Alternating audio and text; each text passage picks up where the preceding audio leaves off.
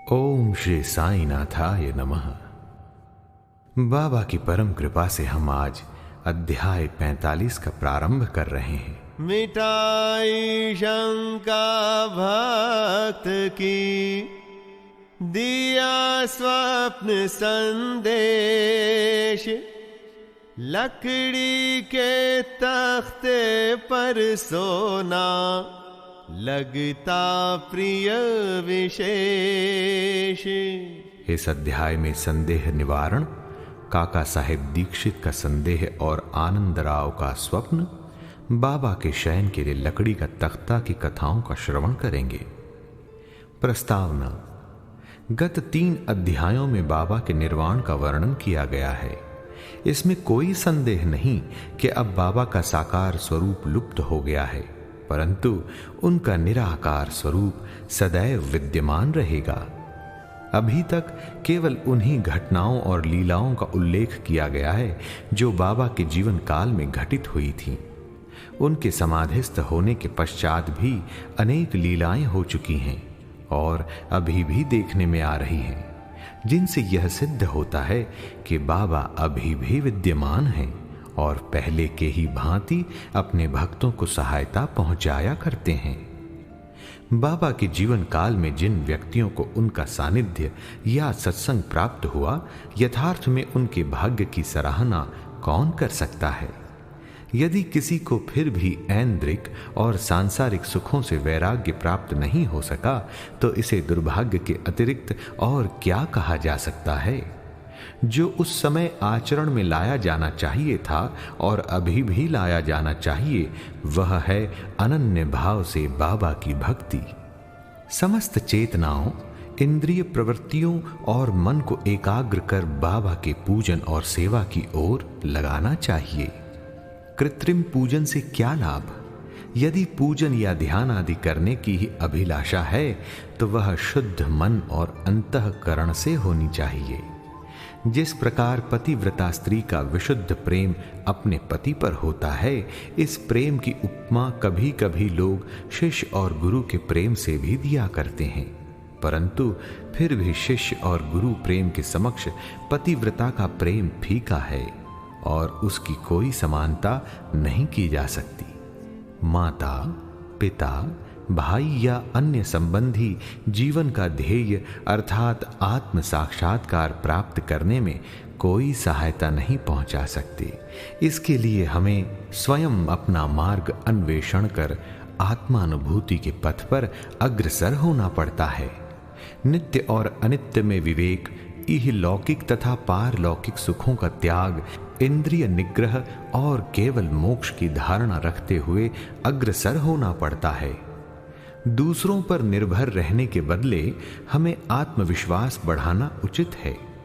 जब हम इस प्रकार विवेक बुद्धि से कार्य करने का अभ्यास करेंगे, तो हमें अनुभव होगा कि यह संसार नाशवान और मिथ्या है। इस प्रकार की धारणा से सांसारिक पदार्थों से हमारी आसक्ति उत्तरोत्तर घटती जाएगी और अंत में हमें उनसे वैराग्य उत्पन्न हो जाएगा। तब कहीं आगे चलकर यह रहस्य प्रकट होगा कि ब्रह्म हमारे गुरु के अतिरिक्त दूसरा कोई नहीं, वरन यथार्थ में वे ही सद्वस्तु अर्थात परमात्मा हैं। और यह रहस्योद्घाटन होता है कि यह दृश्यमान जगत उनका ही प्रतिबिंब है। अतः इस प्रकार हम सभी प्राणियों में उनके ही रूप का दर्शन कर उनका पूजन करना प्रारंभ कर देते हैं, और यही समत्व भाव दृश्यमान जगत से विरक्ति प्राप्त कराने वाला मूल मंत्र है। इस प्रकार जब हम ब्रह्म या गुरु की अनन्य भाव से भक्ति करेंगे, तो हमें उनसे अभिन्नता की प्राप्ति होगी और आत्मानुभूति की प्राप्ति सहज ही हो जाएगी। संक्षेप में ये कि सदैव गुरु का कीर्तन और उनका ध्यान करना ही हमें सर्वभूतों में भगवत दर्शन करने की योग्यता प्रदान करता है और इसी से परमानंद की प्राप्ति होती है। निम्नलिखित कथा इस तथ्य का प्रमाण है। आइए सबसे पहली कथा काका साहेब का संदेह तथा आनंदराव का स्वप्न की सुने। यह तो सर्वविदित ही है कि बाबा ने काका साहेब दीक्षित को श्री एकनाथ महाराज के 2 ग्रंथ, पहला श्रीमद् भागवत और दूसरा भावार्थ रामायण का नित्य पठन करने की आज्ञा दी थी। काका साहेब इन ग्रंथों का नियम पूर्वक पठन बाबा के समय से करते आए हैं और बाबा के समाधिस्थ होने के उपरांत अभी भी वे उसी प्रकार अध्ययन कर रहे हैं। एक समय चौपाटी में काका साहेब प्रातःकाल एकनाथी भागवत का पाठ कर रहे थे। माधवराव देशपांडे अर्थात श्यामा और काका महाजनी भी उस समय वहां उपस्थित थे तथा ये दोनों ध्यान पूर्वक पाठ श्रवण कर रहे थे। उस समय 11वें स्कंध के 2 अध्याय का वांचन चल रहा था, जिसमें नवनाथ अर्थात ऋषभ वंश के सिद्ध यानी कवि हरि, अंतरिक्ष, प्रबुद्ध, पिप्पलायन, आविर्होत्र, द्रुमिल, चमस और करभाजन का वर्णन है, जिन्होंने भागवत धर्म की महिमा राजा जनक को समझाई थी। राजा जनक ने इन नवनाथों से बहुत महत्वपूर्ण प्रश्न पूछे और इन सभी ने उनकी शंकाओं का बड़ा संतोषजनक समाधान किया था। अर्थात कवि ने भागवत धर्म, हरि ने भक्ति की विशेषताएं, अंतरिक्ष ने माया क्या है, प्रबुद्ध ने माया से मुक्त होने की विधि, पिप्पलायन ने परब्रह्म के स्वरूप, आविर्होत्र ने कर्म के स्वरूप, द्रुमिल ने परमात्मा के अवतार और उसके कार्य, चमस ने नास्तिक की मृत्यु के पश्चात की गति एवं करभाजन ने कली काल में भक्ति की पद्धतियों का यथाविधि वर्णन किया। इन सब का अर्थ यही था कि कलयुग में मोक्ष प्राप्त करने का एकमात्र साधन केवल हरि कीर्तन या गुरु चरणों का चिंतन ही है। पठन समाप्त होने पर काका साहेब बहुत निराशापूर्ण स्वर में माधवराव और अन्य लोगों से कहने लगे कि नवनाथों की भक्ति पद्धति का क्या कहना है, परंतु उसे आचरण में लाना कितना दुष्कर है। नाथ तो सिद्ध थे, परंतु हमारे समान मूर्खों में इस प्रकार की भक्ति का उत्पन्न होना क्या कभी संभव हो सकता है?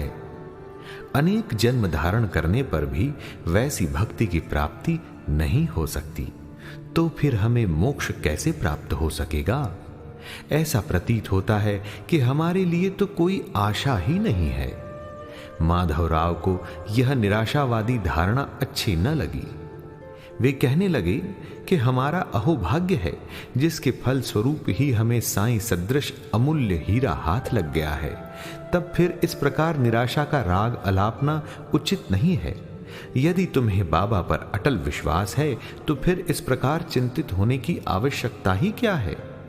माना कि नवनाथों की भक्ति अपेक्षाकृत अधिक दृढ़ और प्रबल होगी, परंतु क्या हम लोग भी प्रेम और स्नेह पूर्वक भक्ति नहीं कर रहे हैं?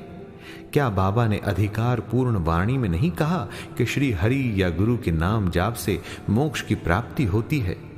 तब फिर भय और चिंता का स्थान ही कहां रह जाता है? परंतु फिर भी माधवराव के वचनों से काका साहेब का समाधान न हुआ। वे फिर भी दिन भर व्यग्र और चिंतित ही बने रहे। यह विचार उनके मस्तिष्क में बार बार चक्कर काट रहा था कि किस विधि से नवनाथों के समान भक्ति की प्राप्ति संभव हो सकेगी। एक महाशय जिनका नाम आनंदराव पाखाड़े था, माधवराव को ढूंढते ढूंढते वहां आ पहुंचे। उस समय भागवत का पठन हो रहा था। श्री पाखाड़े भी माधवराव के समीप ही जाकर बैठ गए और उनसे धीरे धीरे कुछ वार्ता करने लगे। वे अपना स्वप्न माधवराव को सुना रहे थे। इनकी कानाफूसी के कारण पाठ में विघ्न उपस्थित होने लगा। अतएव काका साहेब ने पाठ स्थगित कर माधवराव से पूछा कि क्यों, क्या बात हो रही है? माधवराव ने कहा कि कल तुमने जो संदेह प्रकट किया था, यह चर्चा भी उसी का समाधान है। कल बाबा ने श्री पाखाड़े को जो स्वप्न दिया है उसे इनसे ही सुनो। इसमें बताया गया है कि विशेष भक्ति की कोई आवश्यकता नहीं, केवल गुरु को नमन या उनका पूजन करना ही पर्याप्त है। सभी को स्वप्न सुनने की तीव्र उत्कंठा थी और सबसे अधिक काका साहेब को। सभी के कहने पर श्री पाखाड़े अपना स्वप्न सुनाने लगे, जो इस प्रकार है। मैंने देखा कि मैं एक अथाह सागर में खड़ा हुआ हूं। पानी मेरी कमर तक है और अचानक ही जब मैंने ऊपर देखा तो साईं बाबा के श्री दर्शन हुए। वे एक रत्न जटित सिंहासन पर विराजमान हैं। उनके श्री चरण जल के भीतर थे। यह सुंदर दृश्य और बाबा का मनोहर स्वरूप देख मेरा चित्त बड़ा प्रसन्न हुआ। इस स्वप्न को भला कौन स्वप्न कह सकेगा। मैंने देखा कि माधवराव भी बाबा के समीप ही खड़े हैं और उन्होंने मुझसे भावपूर्ण शब्दों में कहा, आनंदराव, बाबा के श्री चरणों पर गिरो। मैंने उत्तर दिया, मैं भी तो यही करना चाहता हूं, परंतु उनके श्री चरण तो जल के भीतर हैं। अब बताओ कि मैं कैसे अपना शीश उनके चरणों पर रखूं। मैं तो निस्सहाय हूं। इन शब्दों को सुनकर श्यामा ने बाबा से कहा, अरे देवा, जल में से कृपा कर अपने चरण बाहर निकालिए ना। बाबा ने तुरंत चरण बाहर निकाले और मैं तुरंत उनसे लिपट गया। बाबा ने मुझे ये कहते हुए आशीर्वाद दिया, अब तुम आनंद पूर्वक जाओ। घबराने या चिंता करने की कोई आवश्यकता नहीं। अब तुम्हारा कल्याण होगा। उन्होंने मुझसे यह भी कहा, एक जरी के किनारों की धोती मेरे श्यामा को दे देना, इससे तुम्हें बहुत लाभ होगा। बाबा की आज्ञा को पूर्ण करने के लिए ही श्री पाखाड़े धोती लाए और काका साहब से प्रार्थना की कि कृपा करके इसे माधवराव को दे दीजिए। परंतु माधवराव ने उसे लेना स्वीकार नहीं किया। उन्होंने कहा, जब तक बाबा से मुझे कोई आदेश या अनुमति प्राप्त नहीं होती, ऐसा करने में मैं असमर्थ हूं। कुछ तर्क वितर्क के पश्चात काका ने दैवी आदेश सूचक पर्चियां निकालकर इस बात का निर्णय करने का विचार किया। काका साहिब का यह नियम था कि जब उन्हें कोई संदेह हो जाता तो वे कागज की 2 पर्चियों पर स्वीकार अस्वीकार लिखकर उसमें से एक पर्ची निकालते और जो कुछ उत्तर प्राप्त होता था उसके अनुसार ही कार्य किया करते थे। इसका भी निपटारा करने के लिए उन्होंने उपर्युक्त विधि के अनुसार ही 2 पर्चियां लिखकर बाबा के चित्र के समक्ष रखकर एक अबोध बालक को उसमें से एक पर्ची उठाने को कहा। बालक द्वारा उठाई गई पर्ची जब खोलकर देखी गई तो वह स्वीकार सूचक पर्ची ही निकली और तब माधवराव को धोती स्वीकार करनी पड़ी। इस प्रकार आनंदराव और माधवराव संतुष्ट हो गए और काका साहिब का भी संदेह दूर हो गया। इससे हमें यह शिक्षा मिलती है कि हमें अन्य संतों के वचनों का उचित आदर करना चाहिए, परंतु साथ ही साथ यह भी परम आवश्यक है कि हमें अपनी मां अर्थात गुरु पर पूर्ण विश्वास रख उनके आदेशों का अक्षरशः पालन करना चाहिए, क्योंकि अन्य लोगों की अपेक्षा हमारे कल्याण की उन्हें अधिक चिंता है। बाबा के निम्नलिखित वचनों को हृदय पटल पर अंकित कर लो। इस विश्व में असंख्य संत हैं, परंतु अपने पिता अर्थात गुरु ही सच्चा पिता अर्थात सच्चा गुरु है। दूसरे चाहे कितने ही मधुर वचन क्यों न कहते हों, परंतु अपना गुरु उपदेश कभी नहीं भूलना चाहिए। संक्षेप में सार यही है कि शुद्ध हृदय से अपने गुरु से प्रेम कर उनकी शरण जाओ और उन्हें श्रद्धा पूर्वक साष्टांग नमस्कार करो। तभी तुम देखोगे कि तुम्हारे सम्मुख भवसागर का अस्तित्व वैसा ही है जैसा सूर्य के समक्ष अंधेरे का।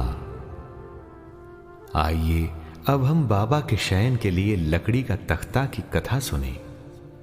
बाबा अपने जीवन के पूर्वार्ध में एक लकड़ी के तख्ते पर शयन किया करते थे। वह तख्ता 4 हाथ लंबा और 1 बित्ता चौड़ा था, जिसके चारों कोनों पर 4 मिट्टी के जलते दीपक रखे जाया करते थे। बाद में बाबा ने उसके टुकड़े टुकड़े कर डाले थे, जिसका वर्णन गत अध्याय 10 में हो चुका है। एक समय बाबा उस पटिये की महत्ता का वर्णन काका साहिब को सुना रहे थे, जिसको सुनकर काका साहिब ने बाबा से कहा कि यदि अभी भी आपको उससे विशेष स्नेह है तो मैं मस्जिद में एक दूसरी पटिया लटकाए देता हूं, आप सुखपूर्वक उस पर शयन किया करें। तब बाबा कहने लगे, अब महालसा पति को नीचे छोड़कर मैं ऊपर नहीं सोना चाहता। काका साहब ने कहा, यदि आज्ञा दें तो मैं एक और तख्ता महालसा पति के लिए भी टांग दूं। बाबा बोले, वे इस पर कैसे सो सकते हैं? क्या ये कोई सहज कार्य है? जो उस गुण से संपन्न हो वही ऐसा कार्य कर सकता है। जो खुले नेत्र रखकर निद्रा ले सके वही इसके योग्य है। जब मैं शयन करता हूं तो बहुधा महालसा पति को अपने बाजू में बिठाकर उनसे कहता हूं कि मेरे हृदय पर अपना हाथ रखकर देखते रहो कि कहीं मेरा भगवत जाप बंद न हो जाए, और यदि मुझे थोड़ा सा भी निद्रित देखो तो तुरंत जागृत कर दो, परंतु उससे तो ये भी नहीं हो सकता। अरे वह तो स्वयं ही झपकी लेने लगता है और निद्रा मग्न होकर अपना सिर डुलाने लगता है, और जब मुझे भगत का हाथ पत्थर सा भारी प्रतीत होने लगता है तो मैं जोर से पुकार उठता हूं, ओ भगत। तब कहीं वह घबराकर नेत्र खोलता है। जो पृथ्वी पर ही अच्छी तरह बैठ और सो नहीं सकता तथा जिसका आसन सिद्ध नहीं है और जो निद्रा का दास है, वह क्या तख्ते पर सो सकेगा? अन्य अनेक अवसरों पर वे भक्तों के स्नेहवश ऐसा कहा करते थे, अपना अपने साथ और उसका उसके साथ। गुरु की सेवा कीजिए, गुरु का रखिए ध्यान, सच्चा गुरु बस साईं है, मात पिता के समान। श्री सद्गुरु साई नाथार्पणमस्तु। शुभम भवतु। अध्याय 45 संपूर्णम। साई नारायण नारायण हरि हरि।